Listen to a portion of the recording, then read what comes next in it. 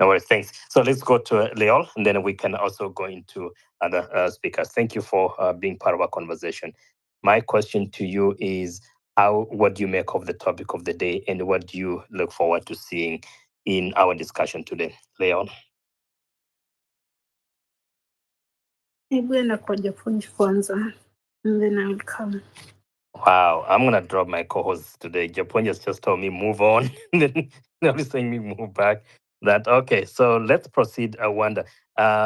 You dropped shortly, after you made the submission, but I was making a point about your statement about marginalization, a term that has been used, which indeed today you try to tie in that it's more of a tribal thing to show how much strength do you have in terms of your voting power. And if you don't have strong voting power, then it looks like you don't deserve this issue of development. And that has been happening over and over again. So we are going to develop your area because we are looking forward to the next election so that you can vote for us. And that's the kind of challenge that we have been facing. We are going to delve into those kind of issues as we proceed today. So, Wanda, a few things that came up earlier when I believe it was Rich and who's the other gentleman? Was Rich that was speaking. They talked about the aspect of pattern of development.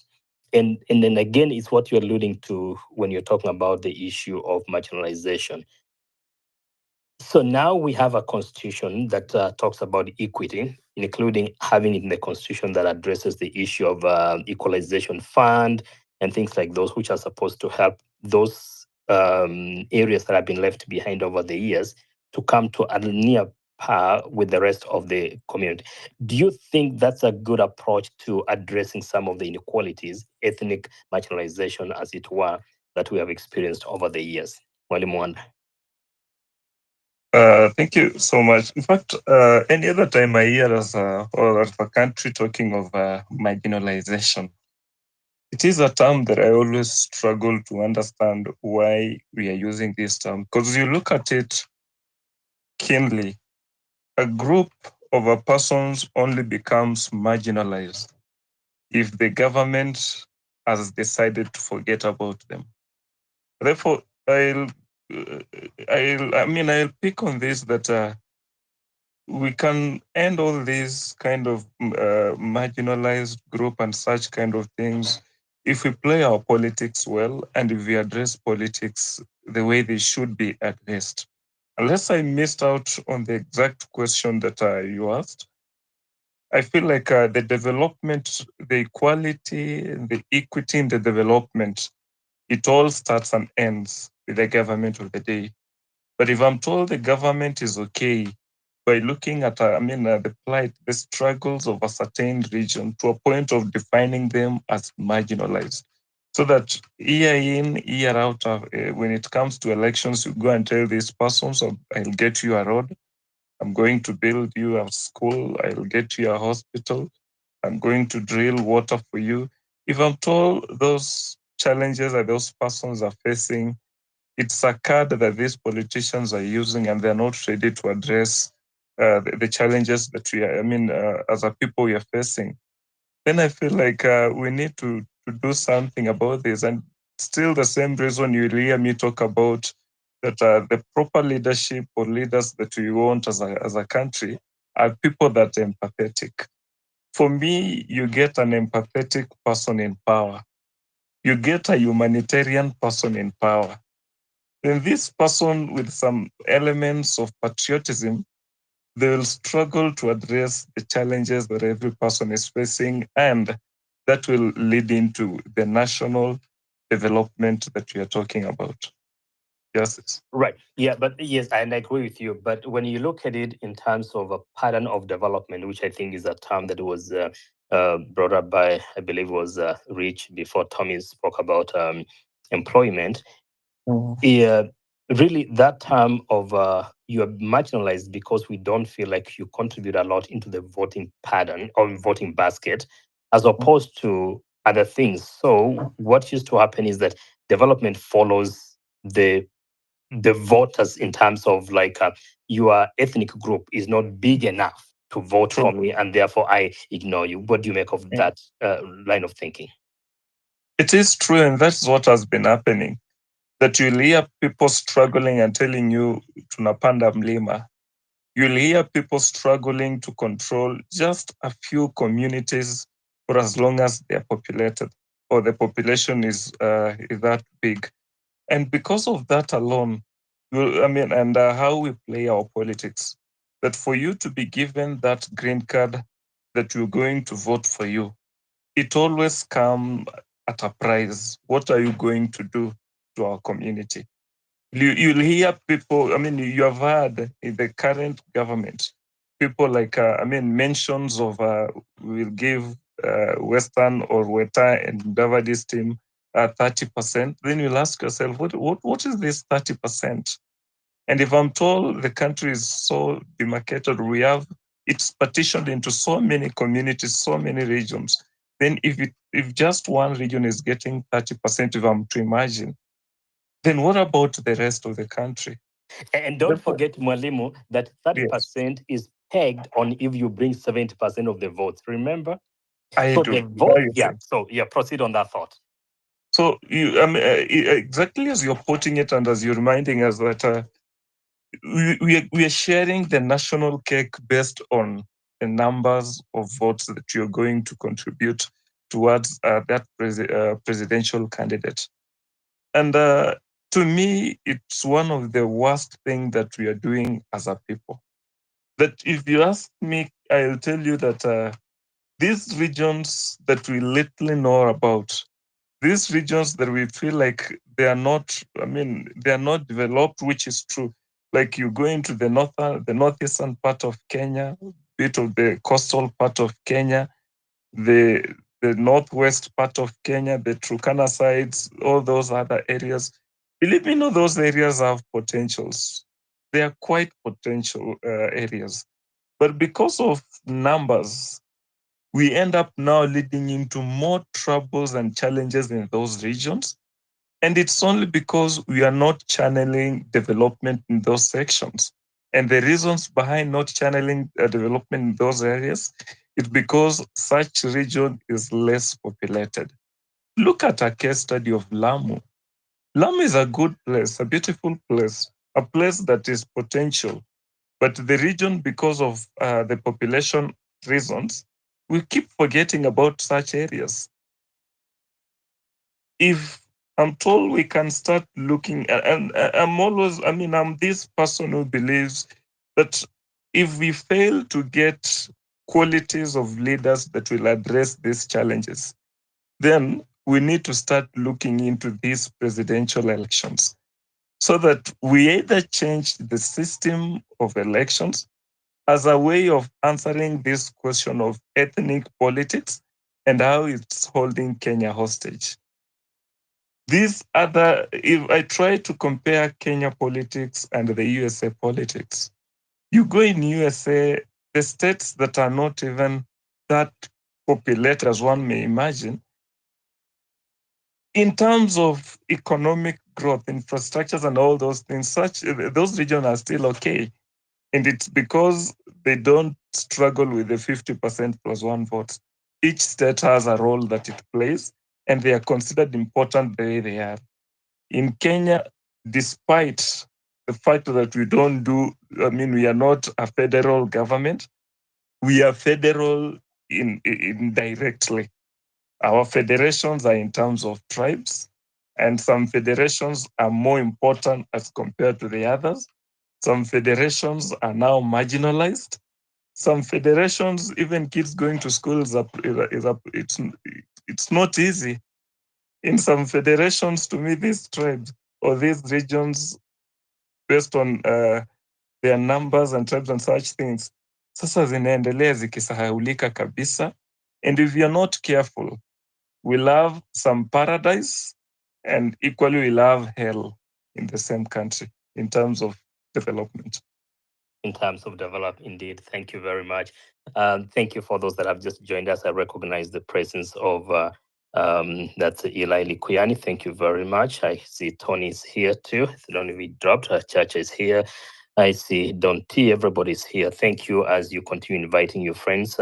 Harry Poppin, Ruder Man, Gerald Roth. I cannot name everybody, but I want to tell you that we started with the first point that is called pattern of development based on the bigger and the smaller tribes. And of course, Mwalimu Wanda was addressing the issue of what we call marginalized communities. And indeed, we've looked at that development has been following your the size of your ethnic group, and of course, how it can translate into votes, but not which area deserves the most. And that is why you look at maybe now we've had uh, maybe the Mrima people are the most developed areas because number one, it's what they contribute in terms of their votes. And now there's even talk in town that we have to develop the Luo Nyanza so that we can come in and tell them, remember, Ruto brought this to you, so we are counting on your 2 point something million votes. And we even have a cabinet secretary in charge of treasury who will come and say that, you see, they are going to know that we have 5 million votes to take to Ruto because we are going to register more people that we have been suppressed in the past. It has become all something that we are going to address today. And some of the things is what I listened to a man by the name Peter Kaluma, who for some strange reason I almost screamed watching by himself, seeing how really, really bold he has become in terms of his, tribal undertones and stuff like that. And then we will cover the issue of Wamnyoro and his clarion call behind. He has to put his people behind, and then he's sending even the people that are campaigning with him.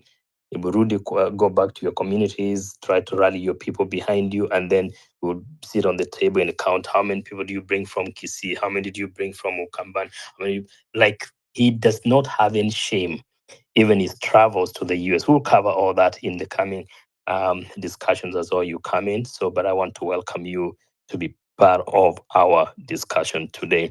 The second point that was raised, but also let me ask you one more question, Wanda, there as I wait for other people to pick the mic. And I want you to also address the issue, not only development, but also how development is used to punish communities.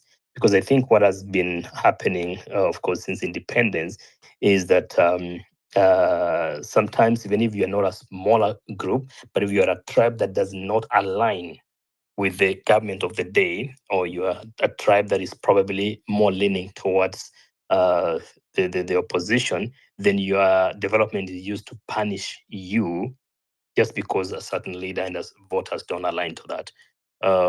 What can you say about that?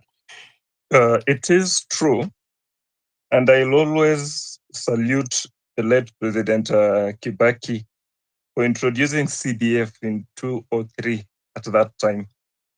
But the reason why President Kibaki introduced the CDF Act in 2003 after taking or assuming power is because if you belong to the opposition, and in most cases based in politics, opposition will always be based on tribes.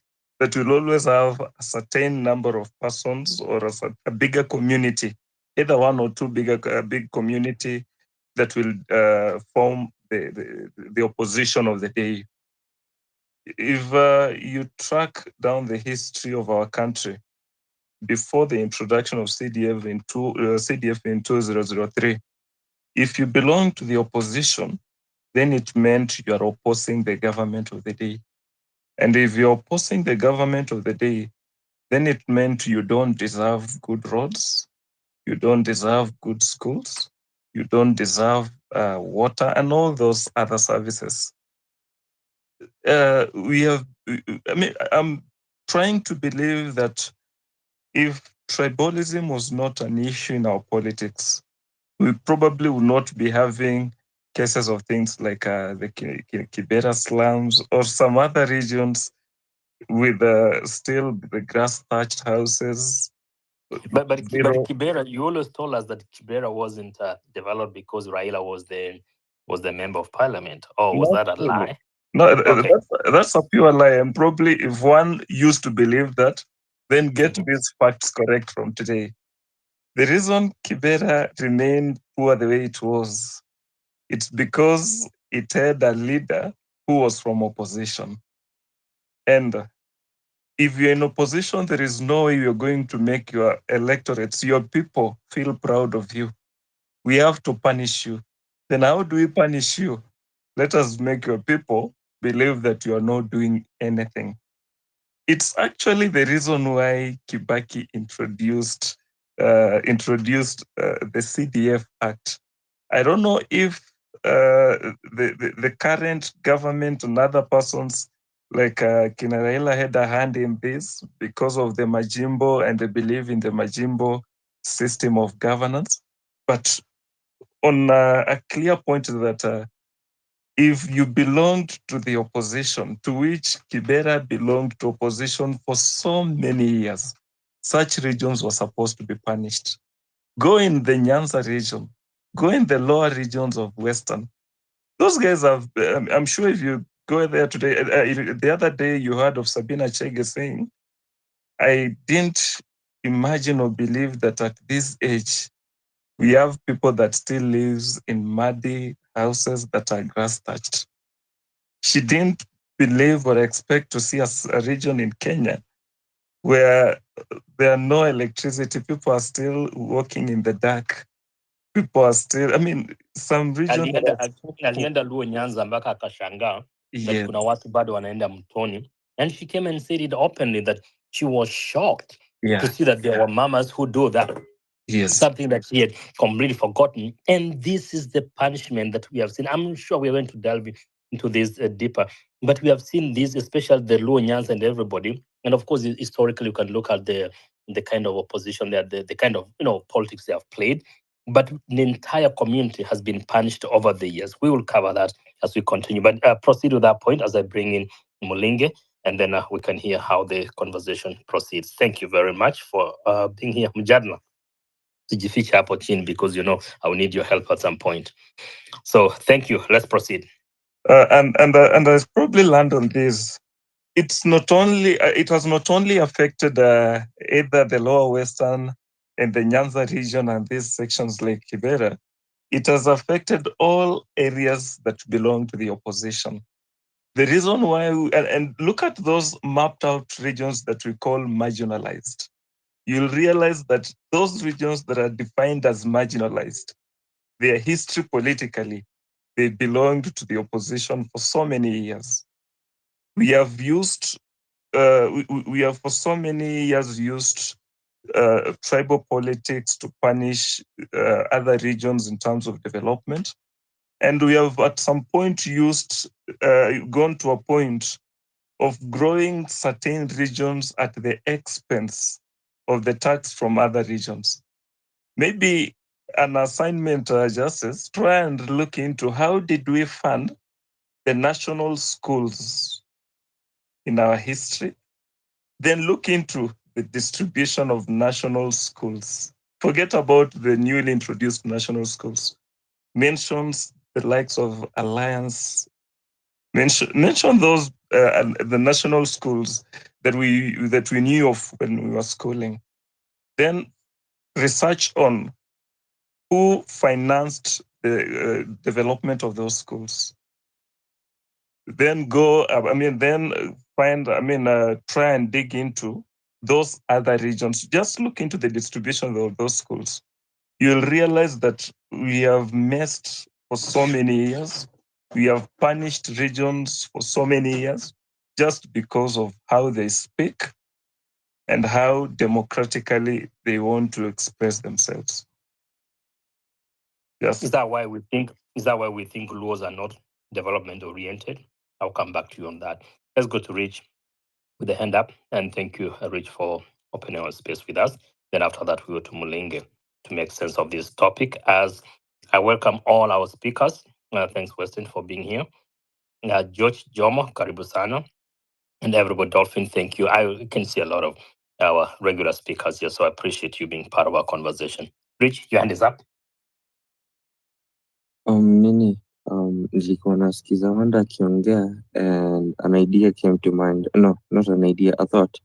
And in a weird way, I'd want to say tribalism is kind of good I think it's more like a necessary evil that we have to tolerate for now, because just look at the way things have been.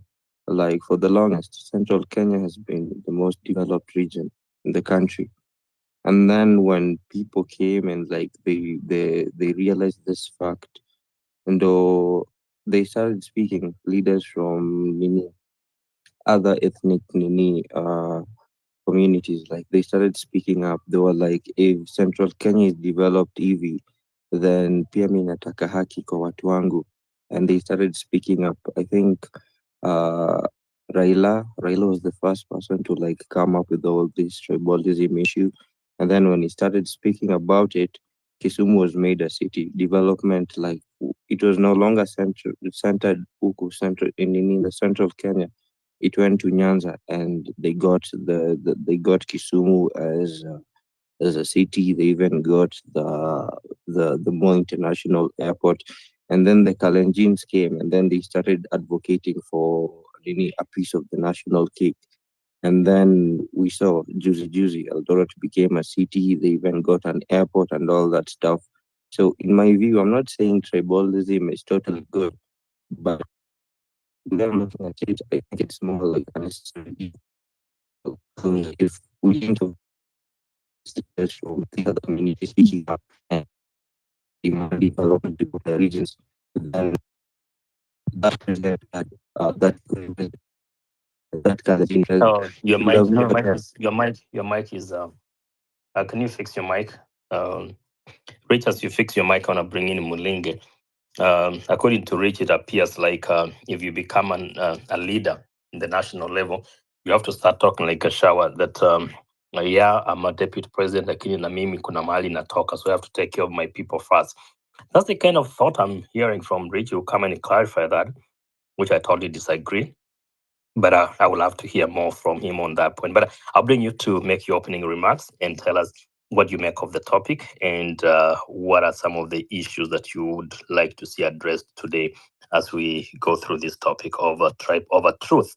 And of course, is how ethnic politics is holding Kenya hostage. Welcome, Mulinge. Yeah, okay, thank you. So I think the tribal politics have existed in this country since way back, the so-called independence. Because now look, this is what incompetent politicians use to mask their incompetence. But it comes with a very huge cost. We can all agree that there's been this marginalization happening in this country, where so many regions have been marginalized, and this has been very, very calculated by people who have been in positions of responsibilities. So, about the topic, how ethnic politics is holding Kenya hostage, I think we can all agree that when it has become the norm where when a person from a certain tribe gets a position, even not even these bigger political positions, even the small ones where you might think they do not matter, you'll find that person when looking for an assistant, when looking for even a cleaner in their small office, they go for their tribe mates. I can say. So the problem we have is that these people have been conditioned to think that when I surround myself with my tribe mates, then I will be able to protect my power. So it hasn't been about the communities as a whole, but about few people using the community's name to remain in power. And yes, through I mean throughout this whole process, the communities get certain advantages, where you will find this person, because they do not have a sense of nationalism, then the only way they can remain in those positions is by going back to their people and telling them, okay, you see, I have brought you this because you are my people, you gave me this position. So the only way we can end this, the only way we can make sure that this tribe is not holding us hostage, is by going for merit. If we go for merit, where it doesn't matter who is in a certain position, what matters is their qualification, is what they have to offer. I mean, it's a moral issue at this point, because we have tried legislation, it hasn't worked, because you can see the constitution is very clear on representation. But even with all that, nothing has changed. So I think at this point, it's about us as human beings to ask ourselves, like, now, what are we supposed to do going forward? Because if we continue like we are with the status quo, then at some point, some communities will feel like, no, we do not belong. And when that feeling comes in, it comes with the civil war, where communities feel like now we have to fight for independence. We have to fight for our nationalism. And it stops being about Kenya, but communities. So I think we have a chance as the young people to change this. And Yeah, but the you reason, address that, Mulenge. You know, we have a constitution that even addresses the issue of ethnicity when it comes to public office and stuff like that. So, for example, yeah, the case. Let's take an example of the current cabinet. How does a parliament, or does a president, begin from that, appoint, for example, 8 members of the cabinet from the Kikuyu community? How does it even go through parliament and it passes? How does it go through all the way and gets appointed and they're just comfortable? How does that work? Can someone educate me on that? what happens is, let's say, for example, the current cabinet. What Ruto did I'm using that as an after example, taking, but I know this has been happening. We have that over the years. So I'm just using that as an example. This is yeah, very current. yeah, and Okay. Uhuru had more than, was it around 7? I think something. Then Kibaki had around 20 from one community, if I remember, because he had around 40 cabinet secretaries, ministers. So what I'm saying is, for example, using your example of the current cabinet, the people have been conditioned, like, for the longest, to think that these things are normal. That's where they start, like making it look like normal to the common mwananchi. But it isn't. So how Kenyans have accepted this is, I think it should be, the reasons why Kenyans have accepted this is because they have the hope that tomorrow our person might be there, and then we will get the chance to fill those positions. So they haven't accepted because they are okay with it. They have accepted because, to them, they also need a share of that tribal domination. So what they want, if you ask many Kenyans, they'll be like, okay, when our Luo president comes, we will fill those positions. When our Kamba president comes, you understand? So Kenyans have accepted this, not because they like it, not because they are okay with it, but because in their lack of wisdom, they think that let's continue cultivating this culture of tribalism because it might favor us someday, forgetting that it isn't about them. So, about your question, why Yeah, it's about the they are nation. Now, you will come back to those specific examples if you can land at that point. You don't mind? We'll come back to those specific examples in a minute. I just wanted to get your thought on the topic. Just one more minute, then one more minute. okay. Should I continue?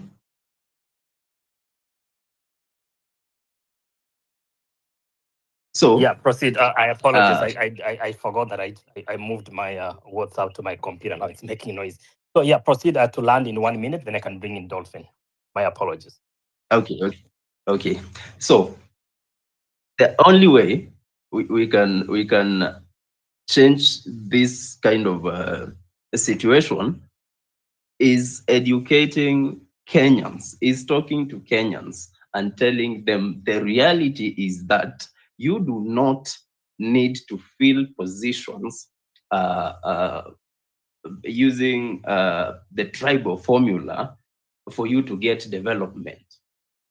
Thank you. You do not. Thank you. I'll let you land at that. We'll get on that in a minute. Let me reorganize this in a second. Monica, I'll get you back on this. I Before I bring in Dolphin, I can see Japonja's hand up, and I bring in Dolphin. I want to welcome, and I know Western will get a chance. I would like to hear more about your stand on this issue of tribalism. You have presented it very powerfully before. On that is who we are. That's part of our orientation and our culture and all that. And I would love to hear that assessment. Nawakaribisheni nyote kwa mjadala wa leo. And I hope that we are going to have a good conversation as we move forward this topic. Once we start getting to specific issues that are affecting our current situation, I'm sure we are going to address some key issues that I know most of you raised and wanted us to talk about today. Right now, you've addressed the aspect of pattern of development that has been skewed over the years, depending on who is in power. They tend to favor their ethnicity or their ethnic group, and they probably have to remember that charity begins at home, whatever how much we misuse that phrase. And today, I want us to open our hearts and our minds without holding back, because I think one of the challenges we have when addressing this issue of tribalism or tribalism rather, is the fact that we Kenyans have been detected not to be very genuine people, that we just try to be very superficial when it comes to addressing the challenges that are facing us. And that's why we have not been able to progress. So I ask you that today, let's begin a conversation. And you feel rattled, we are still here. We'll be able to hold you so that you don't fall off the cliff. Japunj, and then we bring in Dolphin. Thanks, Japunj.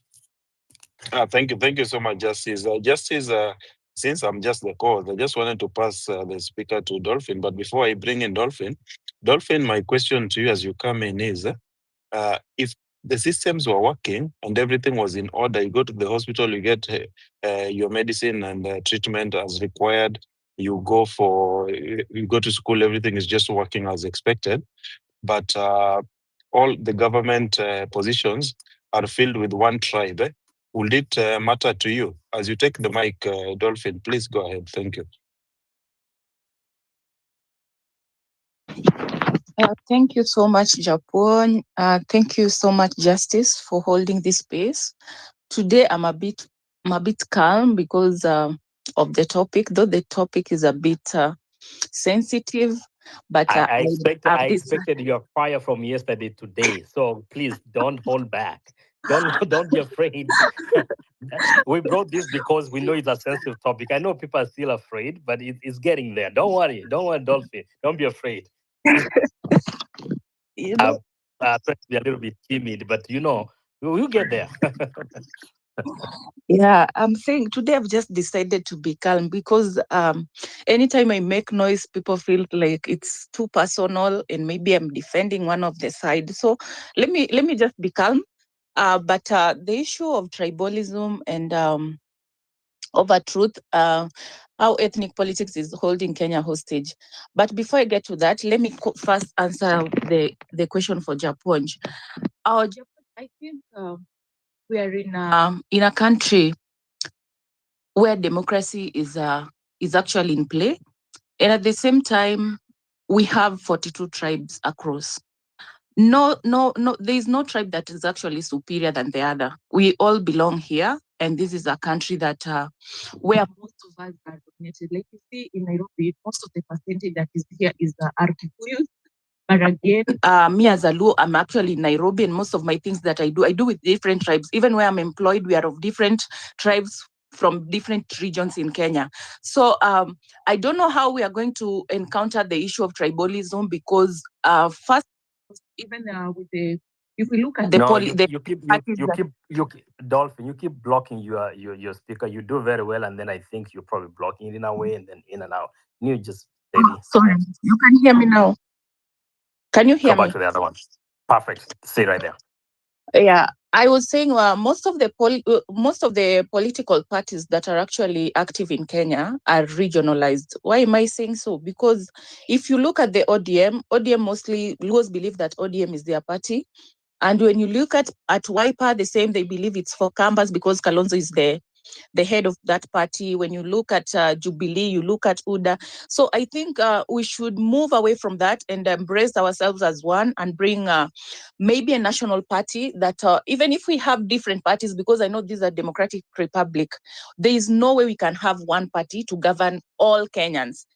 But is there a way we can embrace all the parties? And in as much as we have the opposition parties, and we have a party regime that is actually governing Kenyans, but we don't believe that now if laws are in ODM and ODM decides that now 90% of the members are Luos, if we allow any other tribe to enter into it, we believe that this guy or this person is actually behind laws, what laws are saying.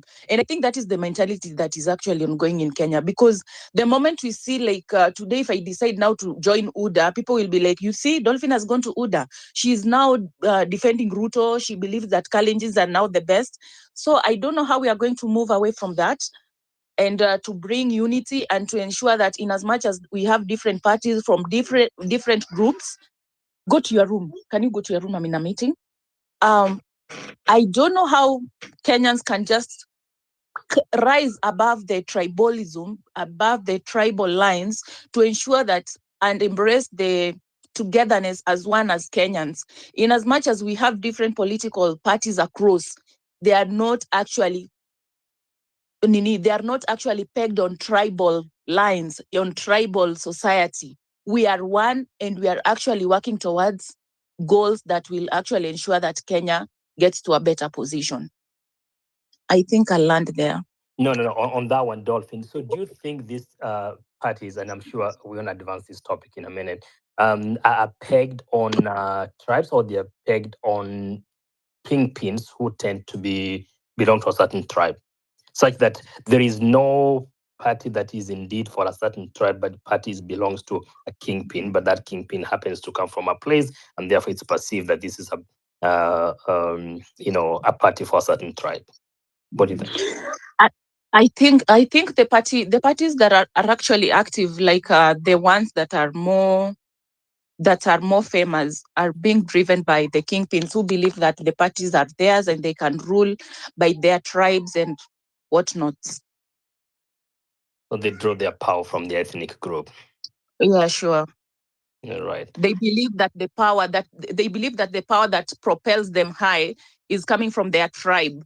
And that is why you see mostly ODM, basically, it's all Luos believe that all of us are in ODM. You see, even if I decide to join another party today, I know my tribesmen will be like, are you mad?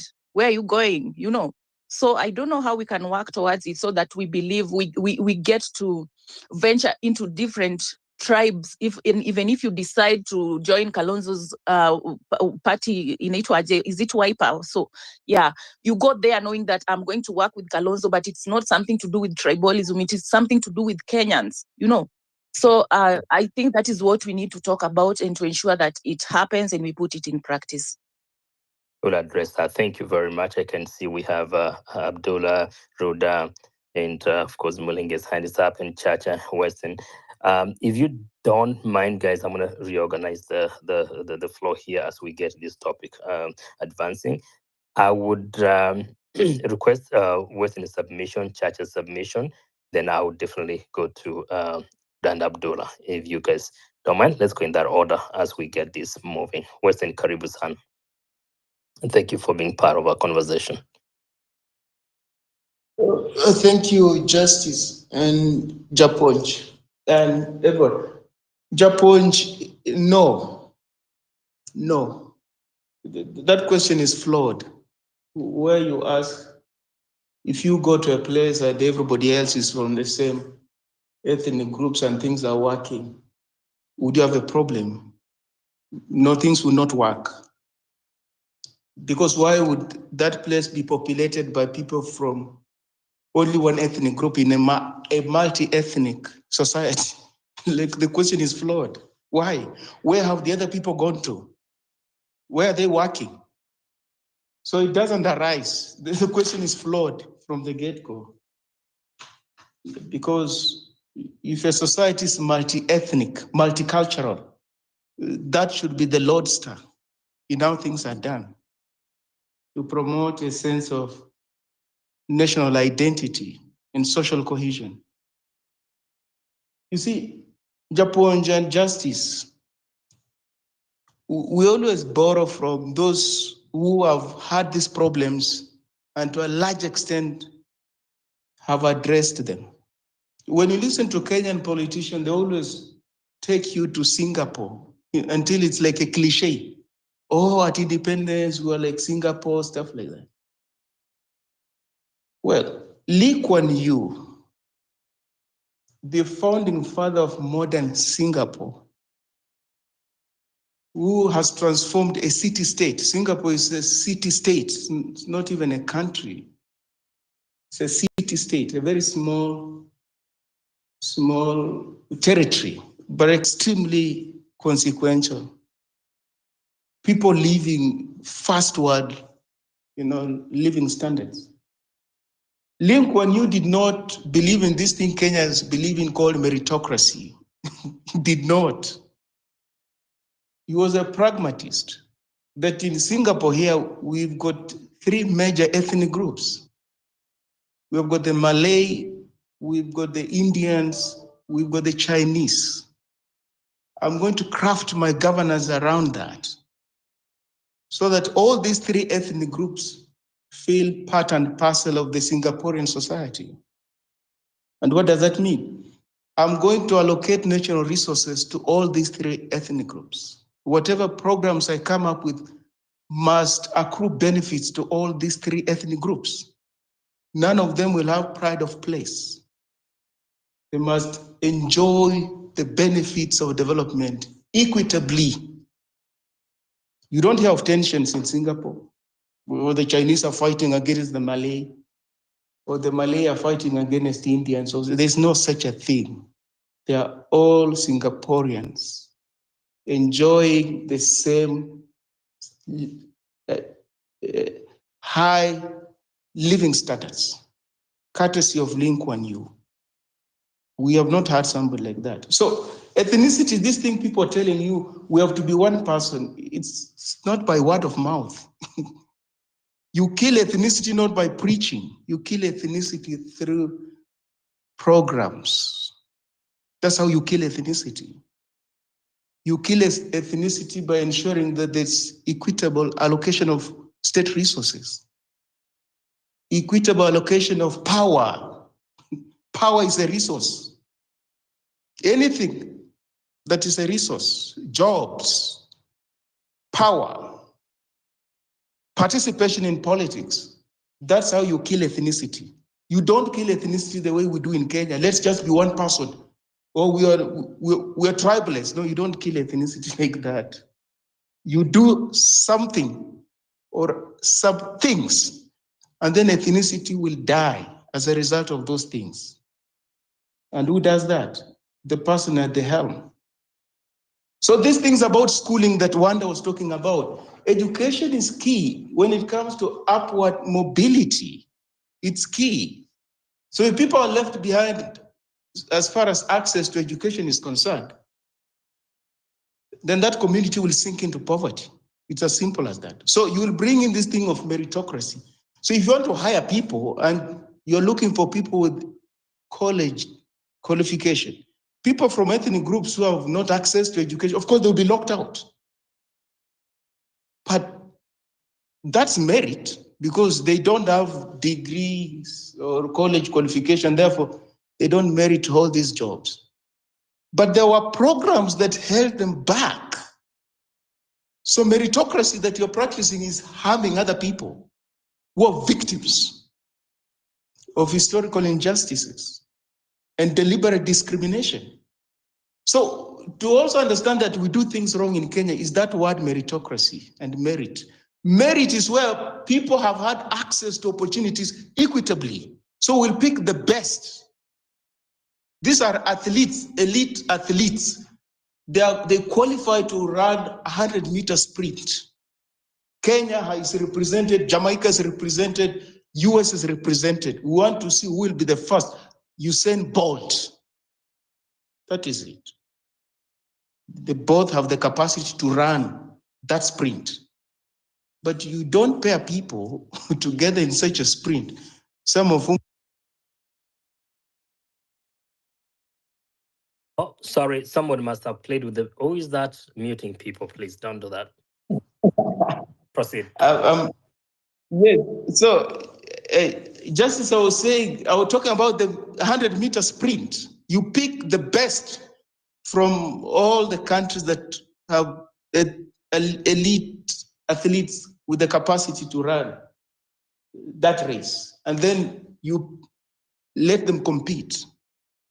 But what we're doing in Kenya, you pick a child from Northeastern province or from a rural area where schools have no resources, and you want them to compete with the kids from academies where there are resources, stuff like that. Well, of course, you will think you're being meritocratic, while in actual sense, you are harming some people within your society. And therefore, what we don't have is affirmative action, justice. That word is not there, affirmative action.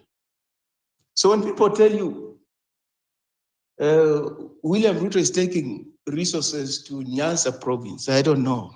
You hear this thing a lot.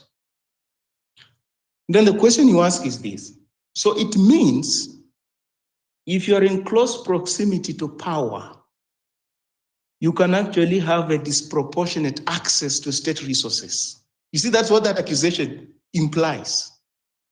If you have got close proximity to power, or if you hold power, you can disproportionately allocate yourself state resources.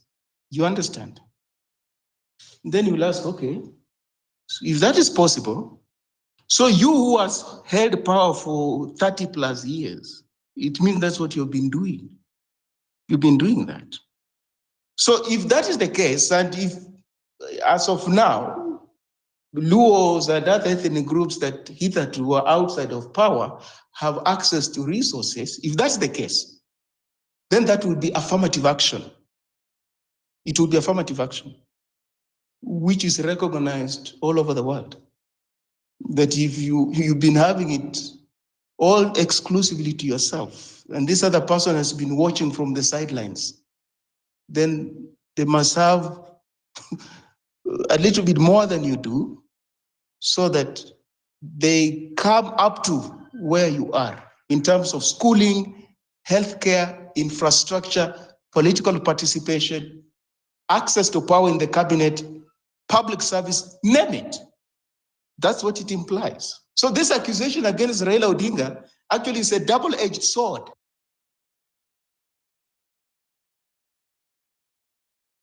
Working with the current regime, you are implying that the previous regimes hoarded state power and the attendant privileges and resources. So those who are having it now are benefiting courtesy of affirmative action. Ask yourself, Justice and Japonj, the other day when Raila Odinga named people to William Ruto's cabinet, there was the first Turkana woman to serve in the cabinet since independence. We overlook those things. You know, they look very minor. But so this Turkana tribe that has been part of these 40-odd ethnic groups, for all those decades, the previous regimes never saw a Turkana woman who was qualified to be in the cabinet of the Republic of Kenya. That's big. So if there was no Turkana woman who was qualified within all those years, what was the problem? What was the problem? If it's access to education, what was the problem? Why didn't governments that came before roll out education in the Turkana area? Why? We overlook those things, but they're big. They're an indictment on our society. How our society is built on inequalities and discrimination and inequitable access to state resources because everybody else pays taxes. They do. But this is a colonial legacy. That's what it was. Mzungu had pride of place in Kenya. And then the Indians and what have you, skin pigmentation, and then natives were at the bottom. These characters who came into power, they continued favoritism. They continued it. Favoring urban areas as opposed to rural areas. You get? Favoring certain ethnic groups as opposed to others, which were, if you go to national cohesion and integration reports, I've mentioned this thing here, Justice, before. Report after report, the Kikuyu and the Kalenjin communities dominate public service positions. They do. Disproportionate to their percentages to the population of Kenya. You get? So they hold more positions, more than their population percentages, which means some of those positions should go to other ethnic groups. That's what it means. Some of the positions they hold, which are you asking how names of nominees to the cabinet disproportionately represented by people from particular ethnic groups can pass in parliament, which is clearly against the constitution, recognizes and affirms ethnic diversity and inclusion, gender, ethnicity, regionalism, religion, minority groups. You just reject that list. You can't come here and tell us, oh, you are the ones who formed this political party which is now in power, so you've got your own informal arrangement to share positions. It can't be, because every other Kenyan pays taxes. But they pass.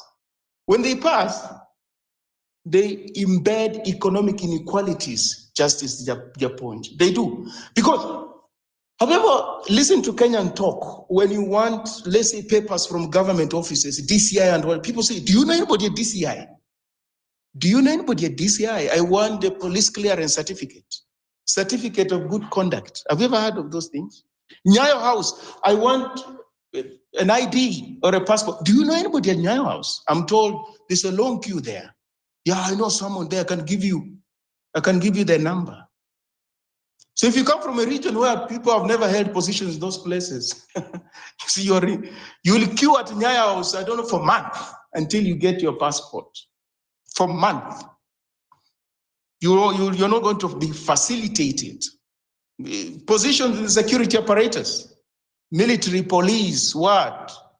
You realize people were there before in those positions. And then they made it possible for those who came before, after them.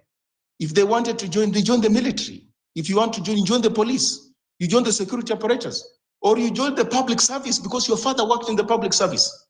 So when you finished college, it was easier. You got internship and then you found a place. Inequalities. It's big.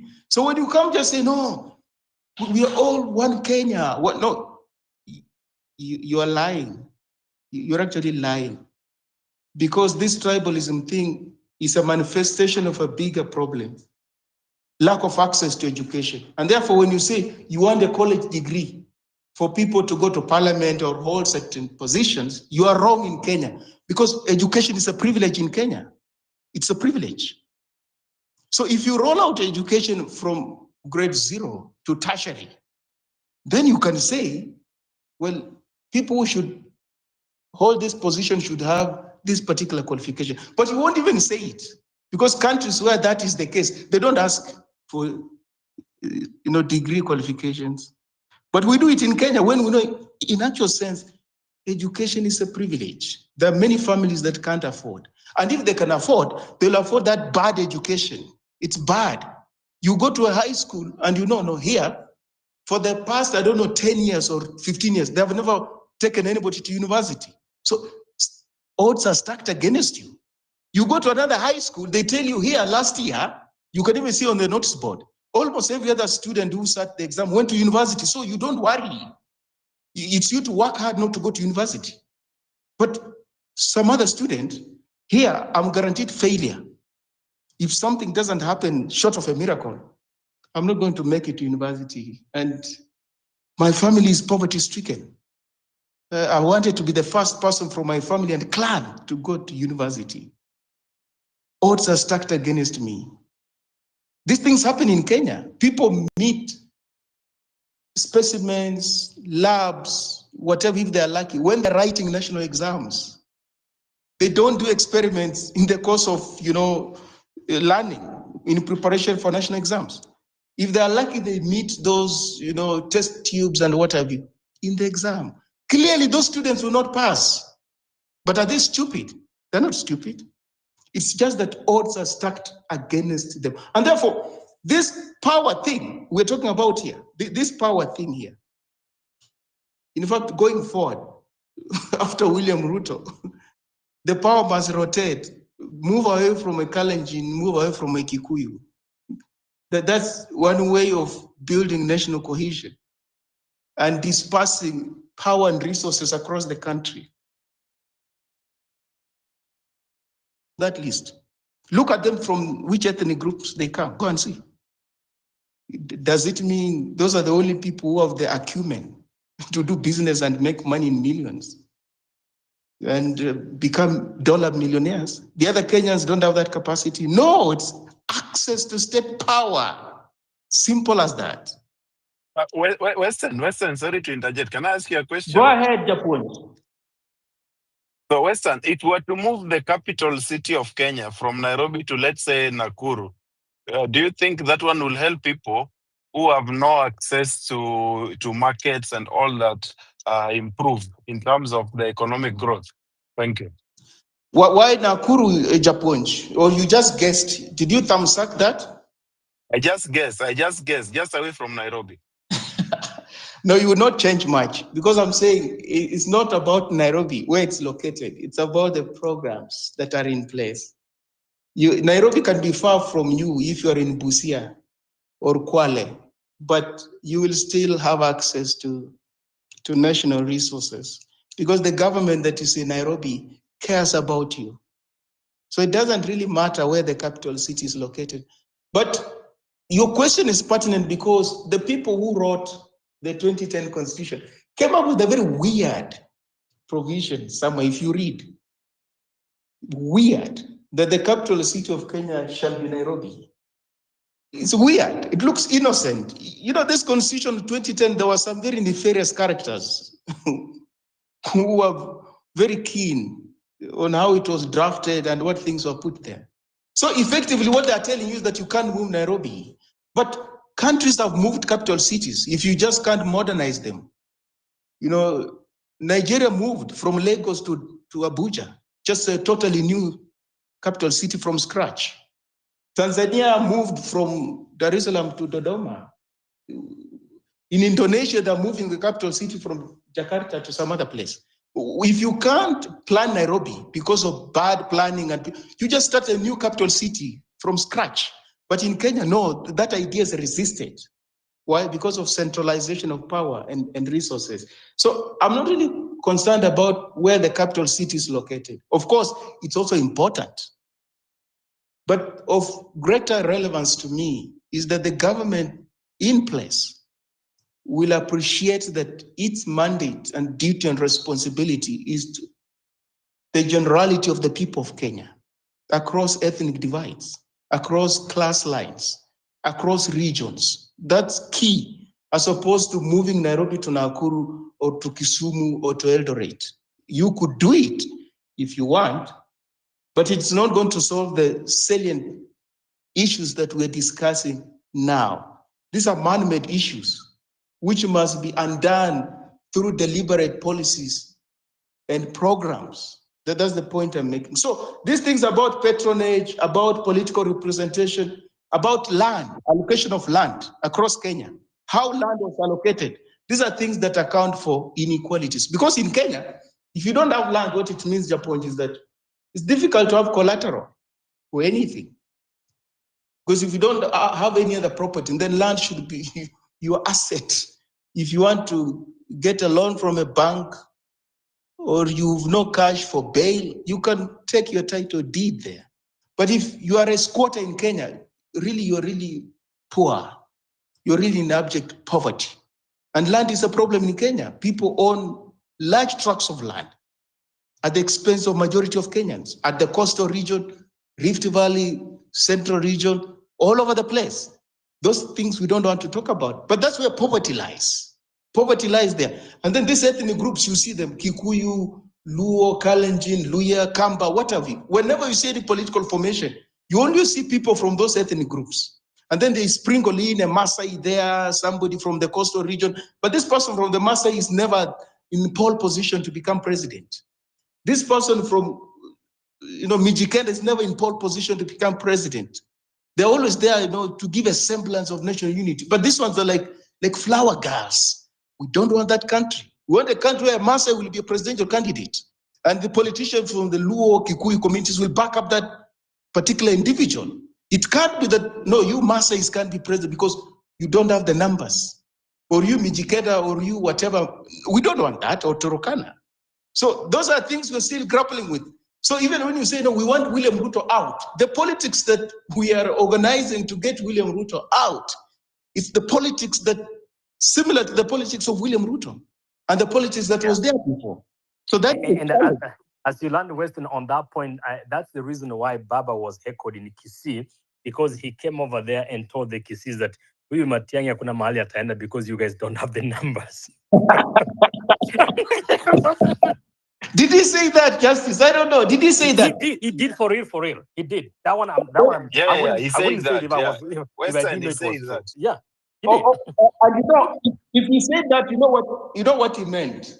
I don't have to interpret what he meant. What he said is this, which he could even say to Luos or to Kikuyos or to Luyas, that you, Luyas or Kikuyos or Luos, if you, to a man, rally behind one of your own in a presidential contest, you won't make it.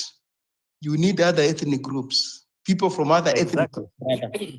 So I think he may have put it like that, but if he said that particular advice could apply to any other ethnic group in Kenya, because remember yesterday he said no.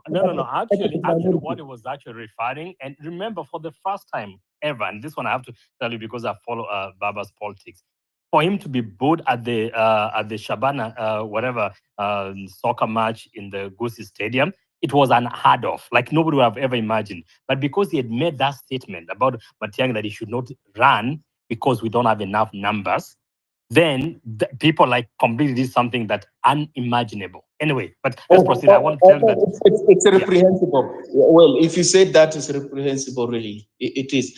So, Justice, what I'm saying, we tried to resolve these things through 2010 Constitution with the devolution and decentralization of power, but it still has not worked because 85% of national resources still at the center. So the power is still at the center. The president is still very powerful.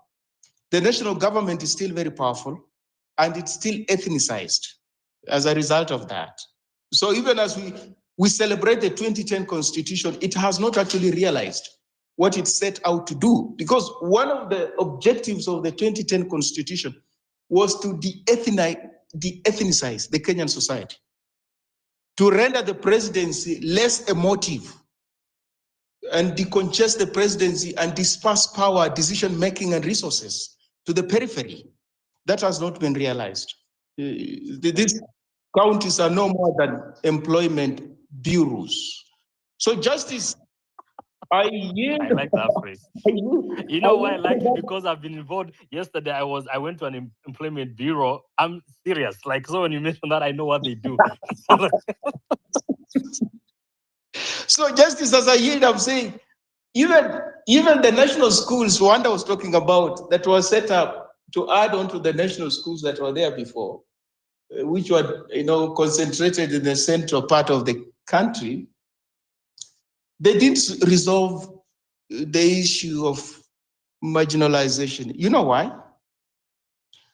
Because take Maranda High School or French School Kamusinga or Kakamega High School, name any school, Machakos High School, which were doing well before they got this national school status. We're obsessed with prestige in Kenya as opposed to substance. What it means is this: before French School Kamusinga became a national school, or Maranda, or Kakamega, or Machakos, you know what used to happen? These schools were just as good as Alliance. Sometimes they would even beat Alliance, despite being then provincial schools. But they were different then. You know how different they were? Parents from the catchment area could go to that school. You just walk in that school and say, look here, my son, my daughter has done well. But I have no fees to take my son, my daughter to that other school because the fees are high and I'm not known there. But this school is closer home. Could you please, the principal or the headmaster, whatever they are called, admit my child? I could bring beans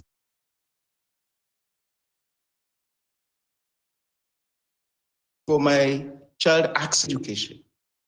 Slowly, when I get money, I'll augment that until my child finishes education. Now you can't do that. You can't. Yeah. The principal will tell you no. These names come from Nairobi. I have no say in who comes here.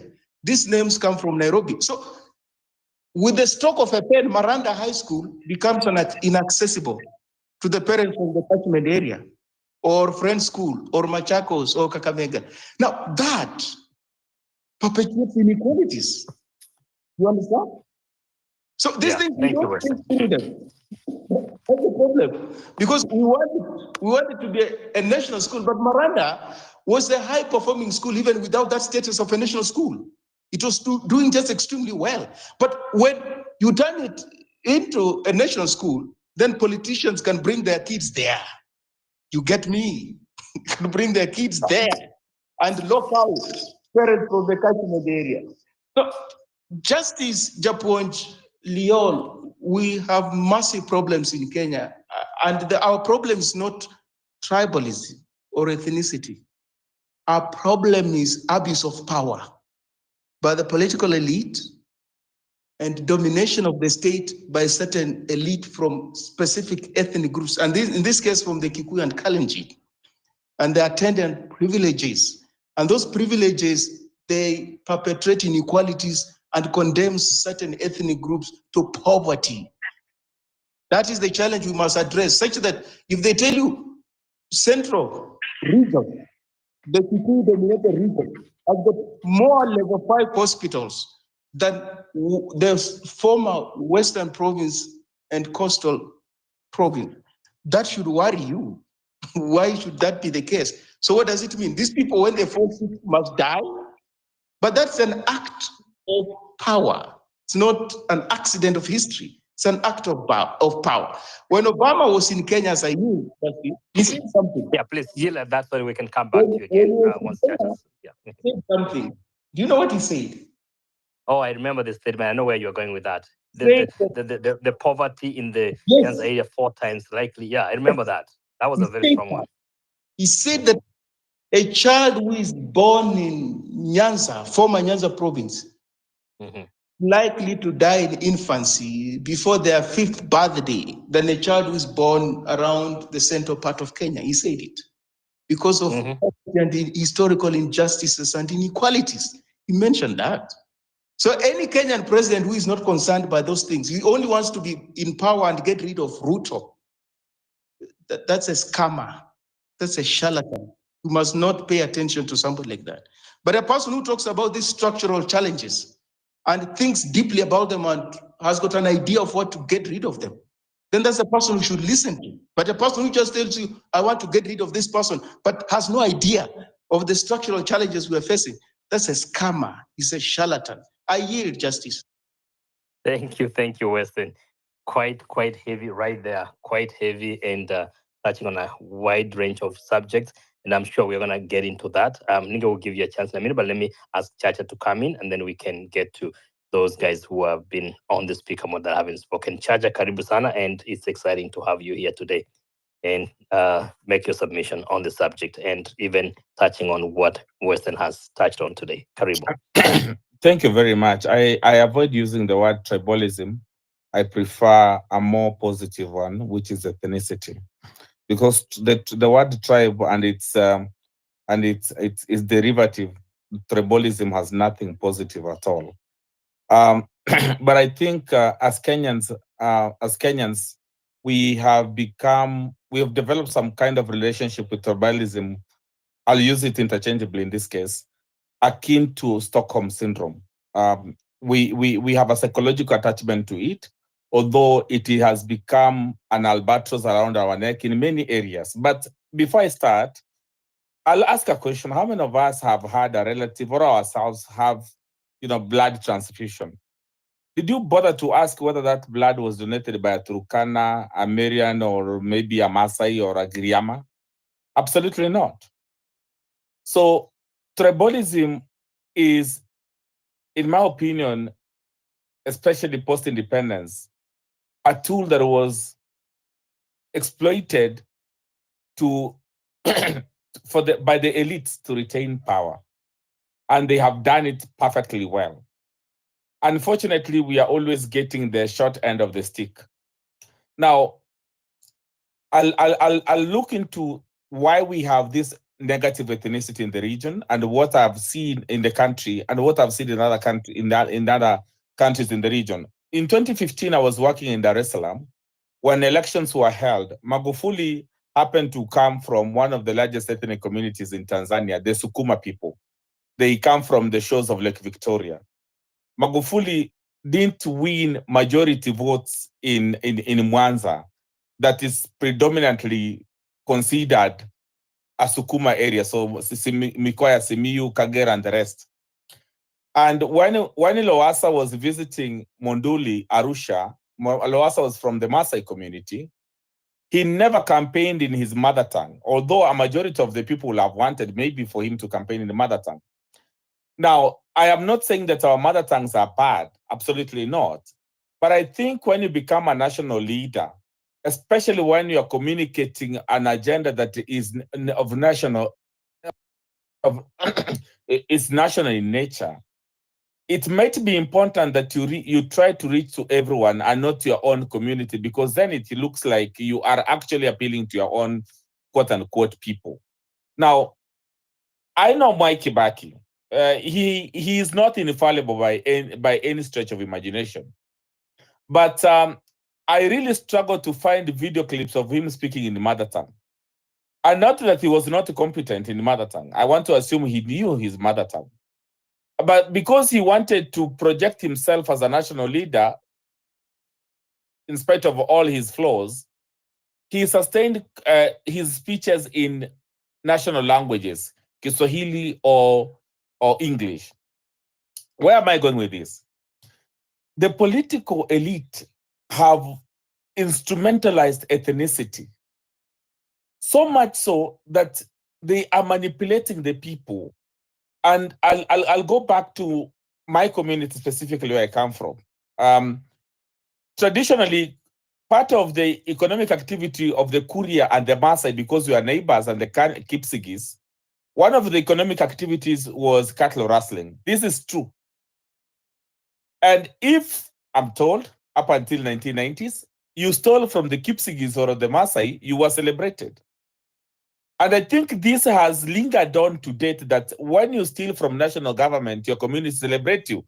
And that's why they will come and say we are being targeted. So there is some effect that we really need to really handle that end, because I think even the corruption we are seeing has some ethnic level which is embedded in our culture and the tribalism.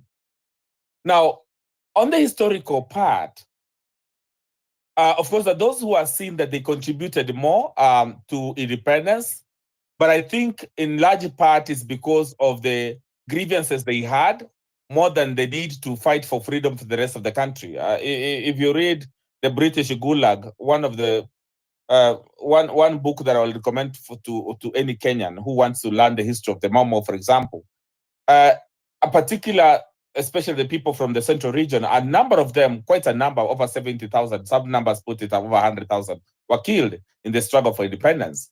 So there is a perception that they therefore deserved to eat more, while they were fighting for freedom and land, and that land was taken by the political elite from their region, unfortunately. That freedom came, but of course it was taken over by the subsequent regime that came. Now, I think what Kanu learned from the British administration was that for you to govern people, you have to divide them. And the only way they could divide Kenyans was through ethnicity. So you elevate one ethnic community of another, or you pit one ethnic community against the other. What we've seen recently is that there is co-optation, but at the elite level. I'll give you an example. Immediately after the election of 2022, there was skirmishes in the border between Nandi and Kisumu, if you remember. And they had those ethnic, they had all those ethnic. I'm lacking word. I think I'm losing my. I'm lacking words here to use here. They had that ethnic kind of undertones. In fact, it was ethnic in nature. Fast forward, post this handshake or whatever you call it, now that has died a natural death. As we go towards 2027, we've seen the ethnic rhetoric being resuscitated. Not because Kenyans are ethnic, and that's why I started with blood transfusion. Or if you take a kid to school, you don't ask whether the teacher is a Griama or is a Kikuyu or a Maasai. For them to survive politically, and I call them in the other presentation, I've called these guys what you're calling political elites. I call them, they're ethnic entrepreneurs. Their goods is the ethnic community. So they consolidate their ethnic base and come to the table as the representative of the ethnic base. It has, of course, some psychological bit of it, which I'll not delve into. I've done that in other fora. But the political elite or the ethnic entrepreneurs, now who are the ethnic entrepreneurs? Kalonzo Musyoka is the chief ethnic entrepreneur from Ukambani region. I'll use the word Ukambani. Now, Gachagua has really fought so hard to become the chief ethnic entrepreneur from the central region. We have people like Muturi now trying to find himself as an ethnic entrepreneur from his community. We have William Ruto, we have Matiang'i, and many more of them. So these ethnic entrepreneurs, their business is to sell their community, but they're the ones to reap the spoils. Unfortunately, because of mirroring, by virtue of them eating and their ethnic compatriots thinking that they're also eating, they have always gained something substantial. The economic equality, which I think my friend Weston has really spoken extensively about, is another issue. But I think largely that's why we had the new constitution, because the periphery was not getting the dividends.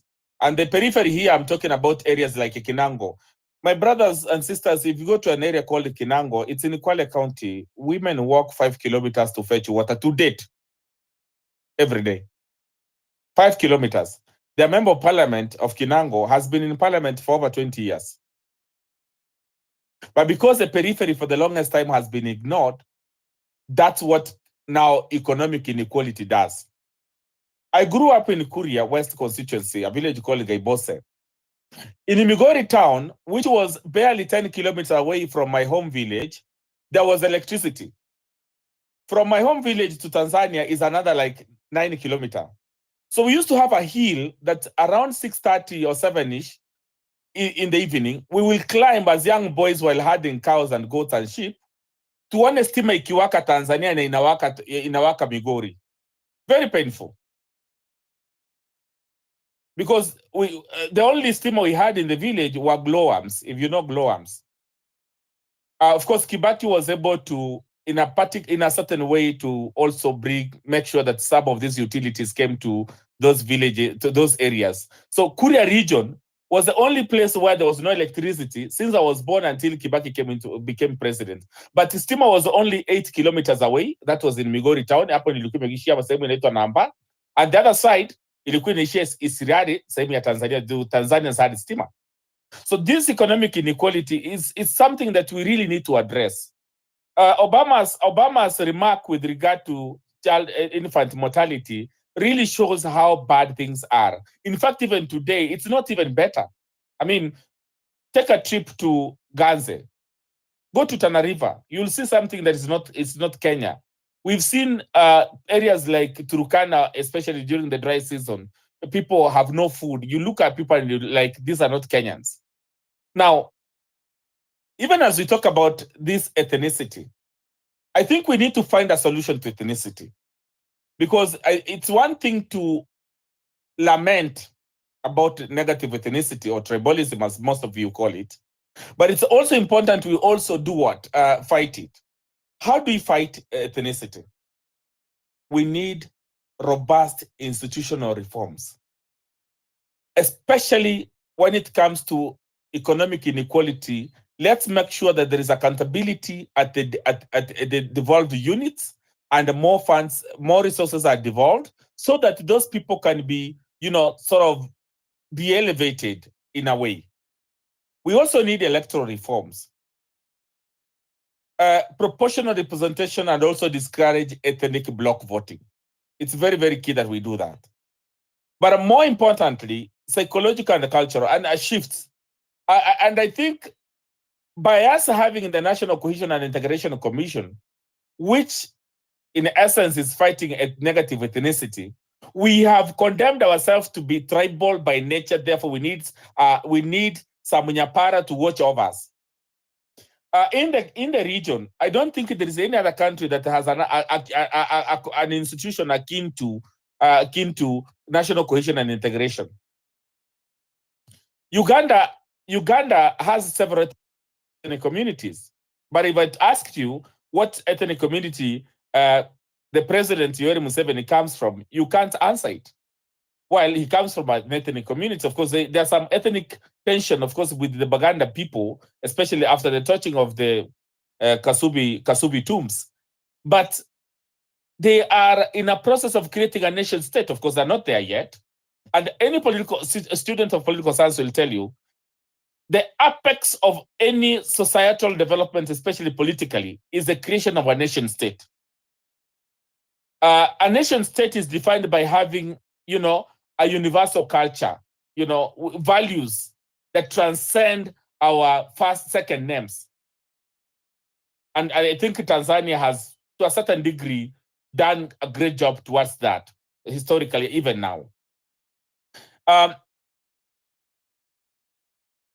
we talk about this ethnicity, negative ethnicity, and tribalism, if today we also need to look at the religiosity part of it.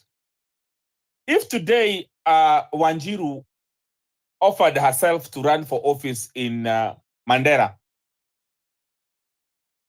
I think, and she stood she will not stand any chance. But if an Abdi runs in Migori, they stand a chance. So we need to have also sanctions, especially for communities that want to have strict heterogeneous society represented by, quote unquote, one of their own. My son was born in Mombasa. Should also stand a chance to also represent the people of Mombasa where they were born and brought up. That's an example. Or if you are born in Kabete, 30 years later, nobody should remind you about your ethnicity when you are offering yourself for leadership. So these are some of the things that we really need to look at. So as I learned, we need merit-based employment and universal social services, that is health and education, to reduce dependence on ethnic patronage, and also empower people economically so that they are not abused and used by the ethnic entrepreneurs. Thank you very much, Eland. Thank you very much, Chacha. Before we bring in a new co-host, thank you, Mjala, for accepting that. I'm gonna have it. I know it skipped Abdullah. I believe it's good to have him speak, and Mulinge's hand was up before. Got to Dr. Mofo, and then of course academia after that. But let me have Mujadala. I just trying to give a lineup here, but I want to welcome Mujadala to the microphone. Karibu. And I know you're using the name Mujala so that we don't know which tribe you belong to, but it's all right. Usinianzie karibu nikuite na kwenu, lakini nimeamua nikuwe na decorum kwa sababu mimi ni kiongozi. Ningekuwa huko chini ningekuita na lugha yenu, nikwambia usinianzie wewe something. You won't even know what my lugha is. So anyway, don't. Oh dear Lord! Even though you speak alone, I know what lugha it is. So stop. But this is exactly what we're trying to fight. Justice forcing me to guess his tribe.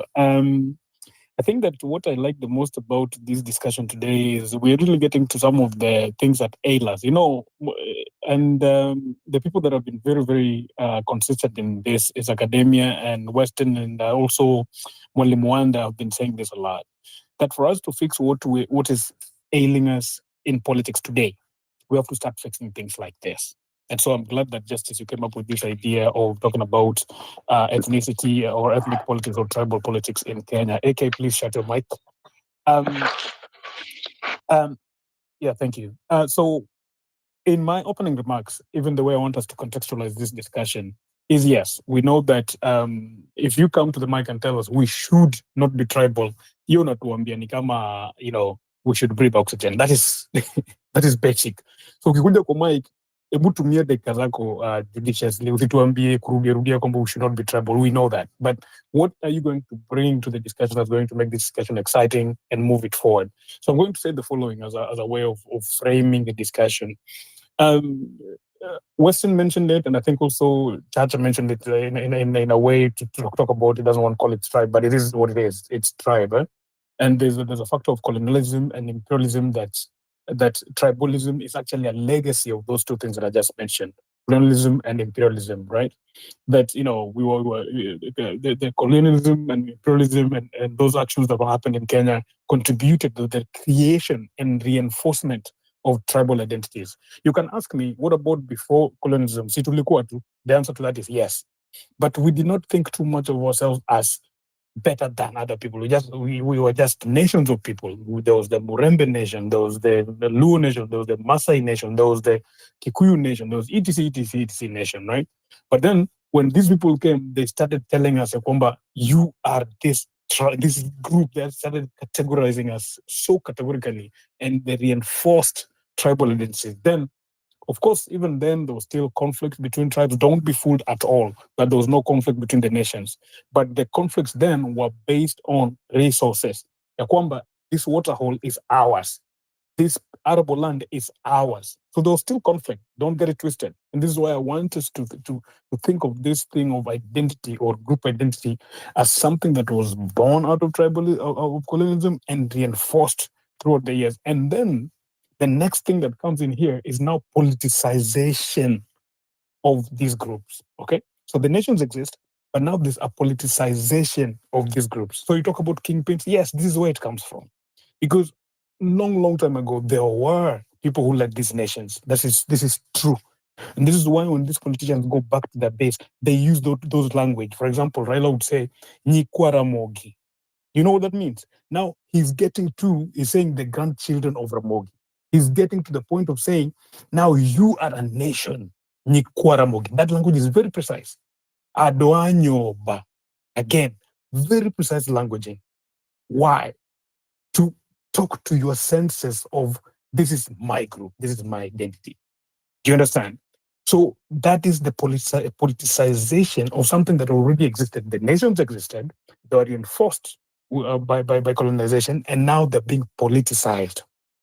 Last but not least, economic factors. when it comes into this debate, then you have to start thinking who is going to get the stake, the national stake. And this is what some of you have been talking about, including Western and everybody. Now, the political stake or the national stake now becomes something that, the politicization of these tribes is something that people yearn for. And you're going to leverage the number of nations that are behind you. If you have 3 of these nations behind you, aka the tribes, then you stand a better chance at biting the biggest stake at the national level. Asante sana, Justice. Opening remarks. Back to you. Wow, very well said. And that is why every time Rigathi has to keep reminding it watu wangu, watu wetu, wanatesa watu wetu, and that, like try to make sure that watu wetu really doesn't mean the Kenyans, means just as an ethnic group. Let's go to Abdullah. Thank you so much, everyone, and good evening. Mulinga, I'll come to you after this. Yeah, go ahead, Abdullah. Good evening. Okay, thank you. The only thing, Mujalal, I will tell you, don't be tribal. There's no reason of us think that ethnicity is bad, but we are afraid of telling people not to be that. So if we do not tell them do not be that, then we risk becoming the same thing if we take or if we get to those positions of political power. The thing is, people have normalized Abdullah, we shida yako ni unisikiangi. Unakuja hapo unafikiria unisikia kama umesikia hot air. Nasema, if you have 3 minutes and you use two of these minutes telling me that don't be tribal, kwani hiyo ni nini unaniambia? Kuna kitu umeniambia. Niambie kitu kingine ya maana yenye ni exciting. Asante. 3 minutes zako zinatusai. Sawa. No issues anyway. People have normalized tribalism and ethnicity. The thing is, you can take it from how they line up in terms of election. Mbona wakujangi huko Northeast ama waendangi huko kwa Turkana ama Masai watafute deputy president huko? And right now we have Kindiki, but people are saying that Kindiki might be thrown out due to numbers. But that said, the thing is, as long as we take election as rivalry between 2 sides, that if one wins, the other loses, and certainly the one that loses does not deserve appointment at a development. That is where the problem is. We take elections as ni mpira ya Champions League, tunaenda kucheza pale, ukishinda sisi ndio tuna deserve. That's why political leaders or politicians go into power sharing things when they go into an election, and they do in all political sides. I want a situation whereby it's not rivalry. If you win, and that's constitutional, if you win, you become a president of everyone. You become a government, and everyone belongs to the government, such that you can make appointments even to those people who lost the election, and they will not be taken as people who join government. That we should start there. If today someone from Northeastern is president, I really think most of the people who will be in cabinet will be from that side. Same to Luo, same to Kikuyu.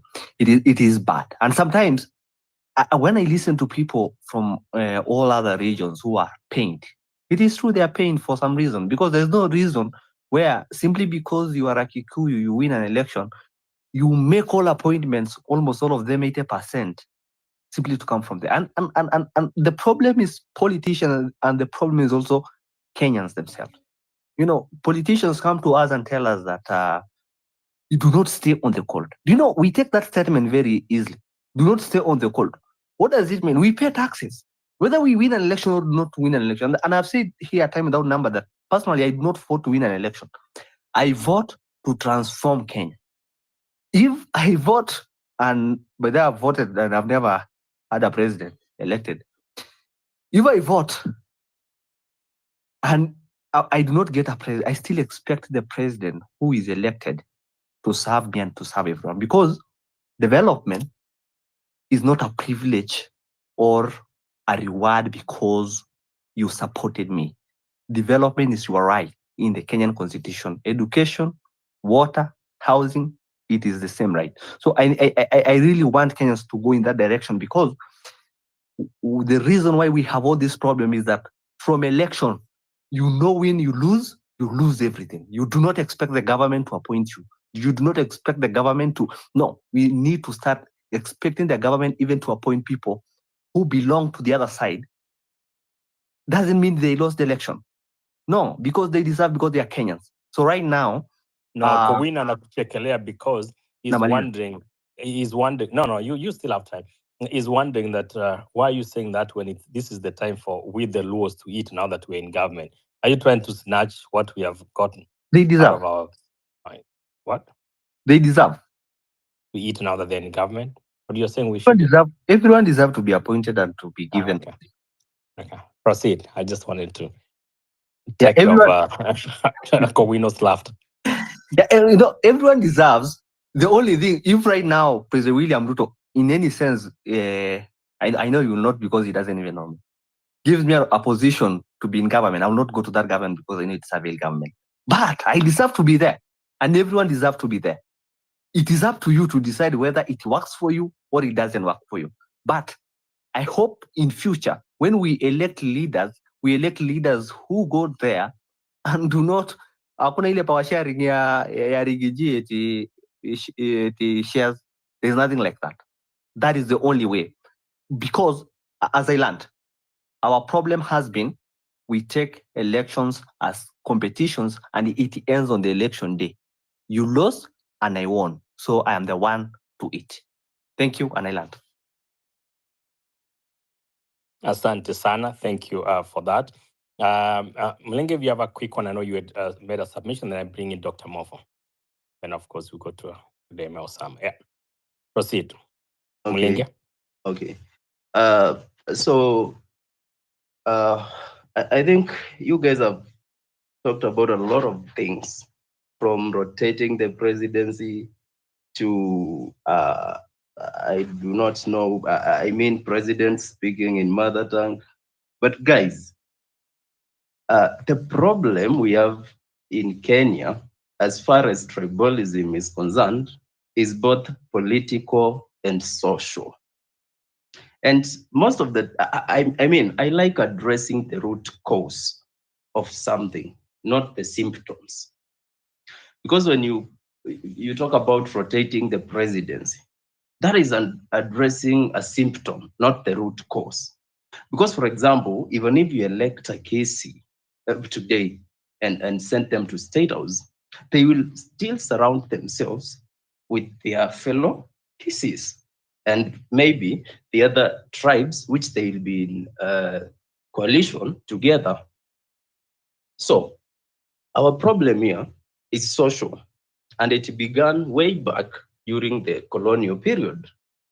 And even after the so-called independence, the colonialists left their intelligence services in the country to continue making sure that tribal differences remain. The CIA, the British intelligence services, they have always been in the country making sure we are divided. So how do we address this problem? Addressing this problem needs Kenyans to come together and come up with something which will hold them together. As we stand today, the country is built on a weak foundation. We do not have anything which brings us together as Kenyans. Wengi wenu mkiulizwa, what connects us? What can, if let's say today we have a serious problem, national problem, if asked what can bring us together to one table as a people, there is nothing. And that is where the issue of tribalism comes in, where now these political, the so-called political kingpins will say, okay, let me bring my people, you bring your people, let's talk this out. Because there's nothing else which brings us together as a people. So why do politicians use this, use tribalism? And why they cannot come up with a new way of running their politics? And the answer is very simple. Tribalism has been used for the longest time as the most powerful mobilization tool. So politicians do not use tribalism, do not favor their tribal, their regions because they love the people from those regions. No, they favor them because it is the only tool which has proved to work. If these people get another thing which is more powerful than tribalism as far as mobilization is concerned, they will go for that. So they have remained with tribalism because it is the only one which has proved to work so far. So to address this problem, we must be realistic. How do we get out of this? And about speaking English or whatever isn't a solution. So another thing, after using tribalism as a mobilization tool and they get in power, now marginalizing those tribes which didn't vote for them becomes another tool, becomes like another method to show their people that we love you more than them. So they are doing this to preserve power, not because they love their people. No, these people do not care. They do not care. They do that just because they want to retain the power. And that is why they have to marginalize. So they marginalize to retain power. So to address the root cause, we have to go back and dismantle the social system, which has been in existence for more than 60 years. We have to get another thing, other ways of relating as a people. We have to come up with ways of relating as a people. Like, how do we relate as Kenyans? We have to come up with a uniting, another way where we can say, okay, this one brings us together and not tribalism. Without dismantling the colonial social system, we will never get it right. It doesn't matter who is in state house. Even if we go to Tana River and get someone from Tana River and become the president, they will still reward those they are in coalition with. So what we should do is realize that the system is broken and the social system needs to be destroyed and built afresh. That's Mulinge, where, yes. Mulinge, how do you suggest that is done? You've done a good job of giving us the root cause and saying, now you're saying that we should break the social system. How do you recommend we do that and then move on from there to create this new system? Yes, good. Destroying the social system must involve, must go hand in hand with the political system as well. So a revolution would be the best answer for now. How do we do it? By destroying the current system and making sure that now everyone is out. Everyone is out. Those people with no ideas. The people whose greatest ideas is tribalism should be sent away. All right. So in your recommendation, if let's say kesho tufanye maandamano mpaka rais na kina Odinga wote watoke, it will have fixed tribalism. Sure, we should. We will. This is how. You see, when these people go away, we will come up with the obvious transitional council. And then before going for the next elections, we must ensure that as a people, we change now the social system. Like, how do we relate from today? You understand? Right. Yeah, asante sana. I just want to categorically tell you that I don't think that will work because if right now I don't know how old you are, but if you're in the university system right now, those would be some of the youngest people we have in Kenya, right? Yes. Within those systems, there's a lot of tribalism that happens within the government systems, within their CU systems, within their sports systems, everything. There's still a lot of tribalism. So taking out the old guards will not fix tribalism. Asante sana for your remarks. I do appreciate it. Just nani kuna kuja next? Dr. Mofo, thank you. I had one at least before we lose that one. Thank you, Sawa Justin. mwalimu. Ngoja kidogo Mofo unakuja. Wanda Busem. I wanted to correct some information here.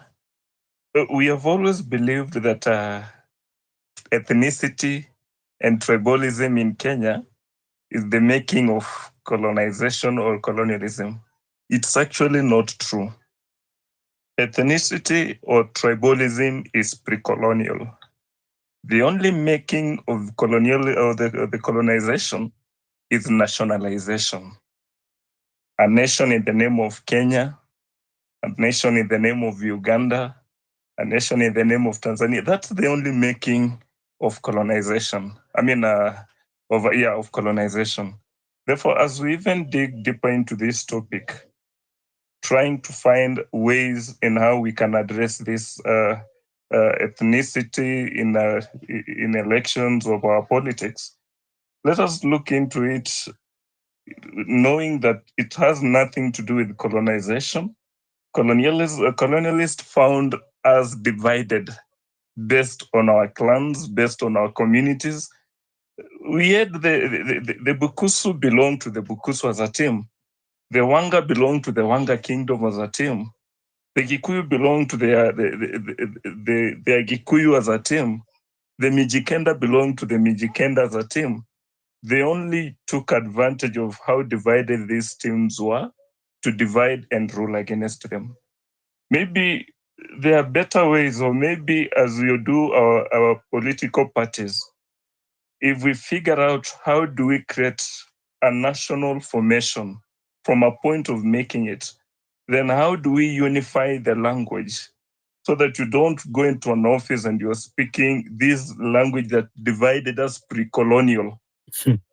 Mjadala. Asante sana mwalimu, kaa hapo kwa sababu hata nitaka tupeleke kidogo katika historia ya watu, tuambie mambo ya historia, na nafurahi sana kwamba wewe huko na wacha pia yuko, kwa sababu you're students of politics and history. Tutagusia kidogo pale, alafu tukuje kwenye wakati wa sasa, tuongee bayana ya kwamba Rigathi Gachagua anashinda akiongea na kwa Kikuyu na kusema stake this, stake that. Sisi hatuogopi, tutamtaja jina lake, tupige hiyo story. Is it tribal or is that the strategy of being a politician in Kenya? Dr. Mofo, you had been queued up awali ya bunge. Thank you, Mjadala and Justice, for the listenership. It gives me delight to be part of this discussion. And whenever I speak about tribalism and ethnicity in Kenya, it is one thing that I've said is only relevant to a group of people. And these people are the politicians. Without the politics and without the power and the scramble for the same, it becomes an irrelevant discussion. I say so because you and me know that Kenya, being a multicultural society, it is. You understand, you know from the setting of your residence, your neighborhood, you know your next door neighbor is probably not from your ethnic group. But these are your friends. These are people you integrate with. These are people you relate with on a day-to-day basis. Your household helpers, your house helps. Your fundis you call to fix 1-2 things. Whenever you've got a project, for example, you do not give jobs or you do not give tasks to those people to complete the assignment on basis of your affiliation to where you come from. Let's say, for example, if you are Luo, you do not necessarily look for a Luo mercenary. If you are Kikuyu, you don't look for a Kikuyu plumber. You look for a person who fits a bill, a person who understand, will be able to complete the job to your satisfaction. That's what we look for. But the issue of tribalism becomes only relevant whenever there are people who are scrambling for power and they believe that they can use numbers to outwit others and ascend to power. These are the political allies. And that's where majorly the problem is. Just as I ask you a question, because it has been told to us that, well, if there are people who are in power right now and are sharing the national, having a piece of cake, and they've been discriminated against for the longest, it has been described egregiously as an affirmative action, which are highly controversial. Whenever we came up with the representation of the people in terms of the leaders in the parliaments and all other places like the Senate, the first thing we agreed on was the delineation and boundaries of our boundaries and creation of the units of representation, starting from the county, going to the counties, going to the constituencies, all the way to the county wards. And the reason we believed this would be the best way, it is because we felt we would have the voice of the people, we would have the expectations of the people equally represented. There's never been a debate in this country to say that one side of the country has been overrepresented in terms of members of parliament over the other. Neither have we had such a discussion when it comes to the county assemblies or when it comes to the Senate. But we always have a problem when we say there's a problem in allocation of the resources. But who allocate the resources? Just to ask that question. The allocation and appropriation of budget is made by the parliament. Whenever a budget is made by the treasury, it is given to the parliament for them to endorse and sanction. There's never been a discussion that this area is getting more than the other. There's never been a way of them shooting down the budget on basis of the allocation.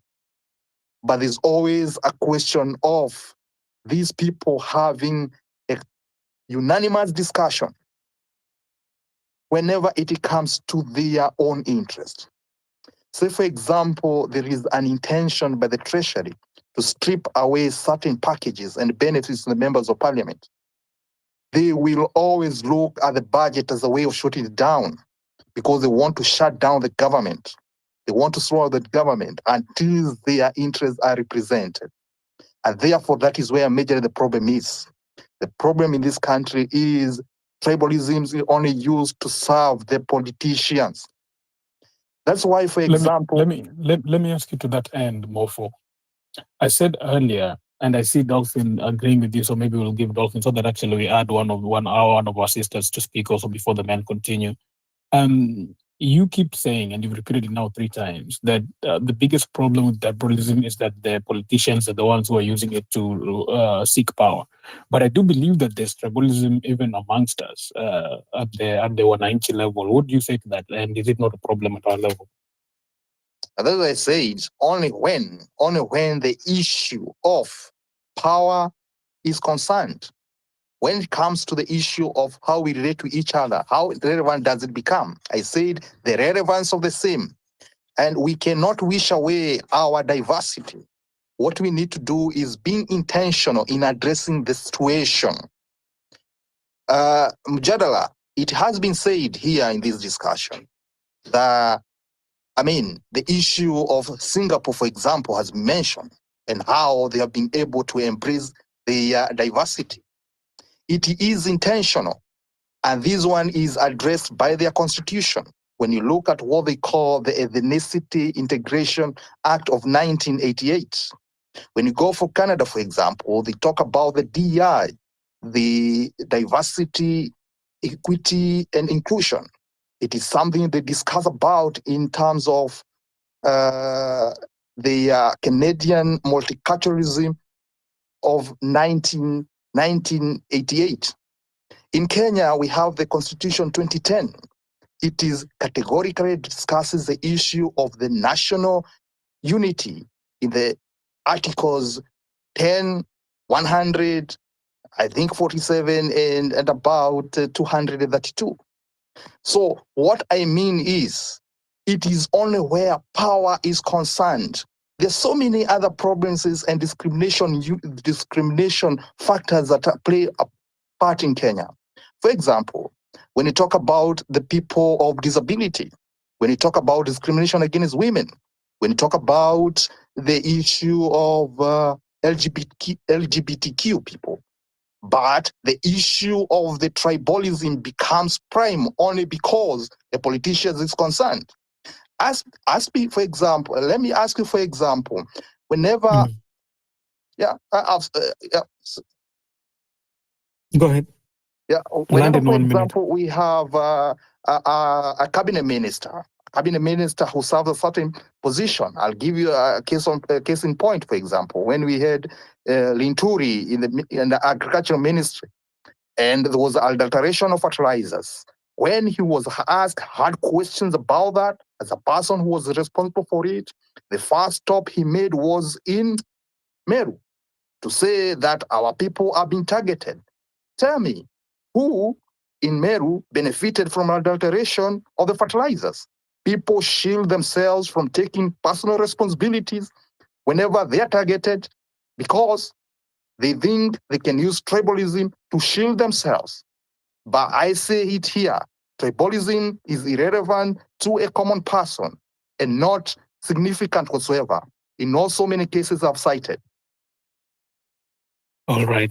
Thank you very much. Mofo says it's about power.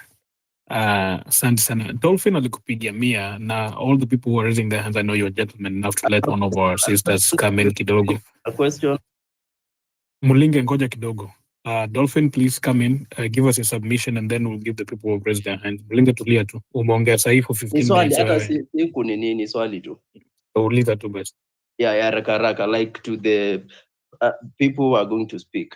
Guys, can we just talk about the solutions? Because most of the things we are talking about, we are now highlighting the problems, which is okay. But what are the solutions? Because I believe we do not have shortage of laws and institutions in this country. The Constitution 2010 is very clear on sharing of positions and everything. Or should we say it's impunity, where someone says, I can do this and nothing will happen? So let's come up with the solutions.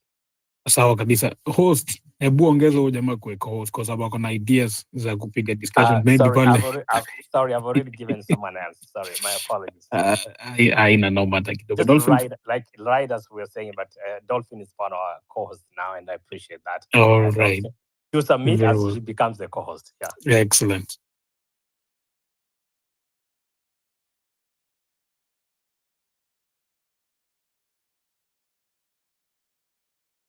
Dolphin, unaongea ama?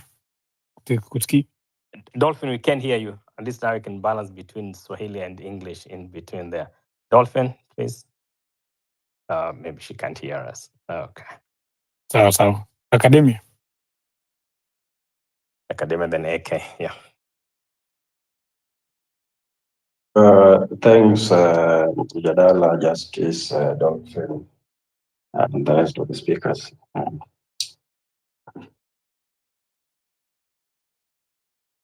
This is a very sensitive topic, and I've always maintained that we have to confront it head on.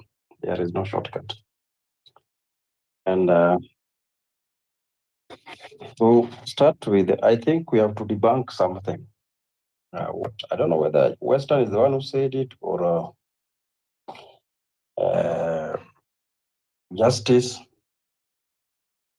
It is not true that Raila said that Kisii people do not have numbers to make Matiang'i president alone. I don't think that's what he said.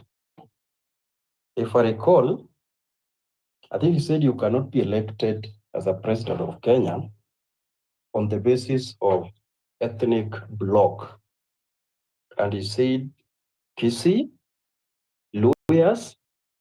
Luos, And that needs reinforcing the need to have a larger or broader national support.